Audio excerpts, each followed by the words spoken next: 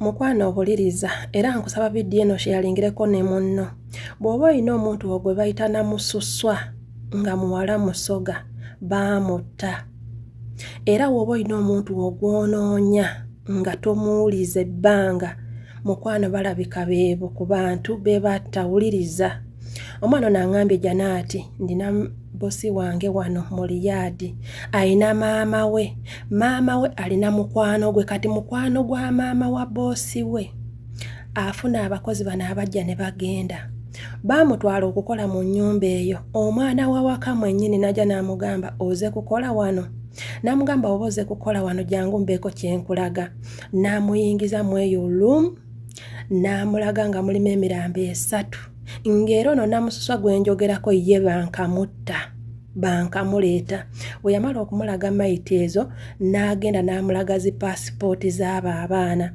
Kati ndowooza mukazi wattu mu kweraliikirira n'okupapuka kwe yali apapuka n'okutya kwatidde, yalabako erinnya limu Namususwa.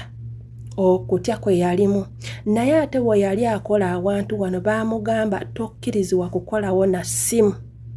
Oba mpulira. Era bw'oba olina omuntu wo nga yakubulako ng'ali Saudi Arabia, munoonyeeko osanga baamutta. Omwana amugamba nti maama wange ne taata wange batta abaana ne babatwala eyo mu ddungu. Abamu ne babasuula eyo. Naye ng'agamba paasipooti zino mwalimu n'eye Kenya n'eze Uganda. Kadama munaffe yafiiridde mu kiyumba, yabadde alongoosa, yafudde I think zaabadde ssaawa 4 ez'okumakya ku ssaawa 5. Waliyo muganda waffe abadde akola naye oba abadde akola naye mu kiyumba. We yafudde bw'ati omulambo gwa muganda waffe oyo sister waffe ne bagutwala mu ambulance, but tebasoose okugamba munne gwe yabadde akola naye tafulumya information, tabaako gwagamba wadde ne famire ye oba munfuna.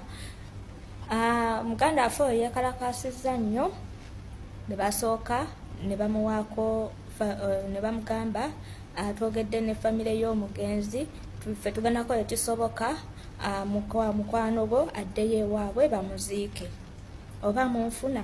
Naye ng'ate basoose kugamba tabaako gwagamba wadde famire ye wadde anything. Nange saagadde leeta wano information eyo for the safety of our sister, ng'asooka kwagala amagezi gammwe mwe muteesa ki, kubanga munnaffe yafudde kuva ku makya paka ne kati tewali kyatuusiddwako. Ate tufunyeko ku information endala nti oyo muganda waffe abadde akola naye mu kiyumba asobodde okwogera n'abooluganda, naye tetumanyi oba owooluganda ye gwayogedde naye oba kubanga ennamba omuwala gye yawaayo yagamba nti oyo maama wange, ate gwayogedde naye abadde muvubuka mulenzi oba mukitegeera, abadde muvubuka mulenzi n'agamba brother we.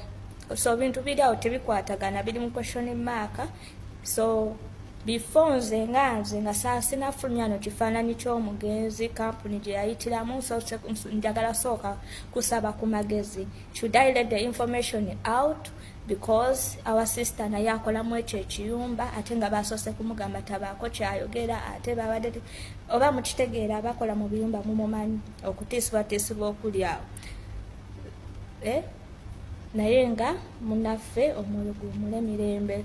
So aba share initiative musobola tuyambako kwene ensonga, kubanga tusoose kwegeyageyamu naffe ne tusobera tutya okupostinga omuntu, kubanga ate munnaffe akyali mu kiyumba akola, biyinza okuzza akabasa.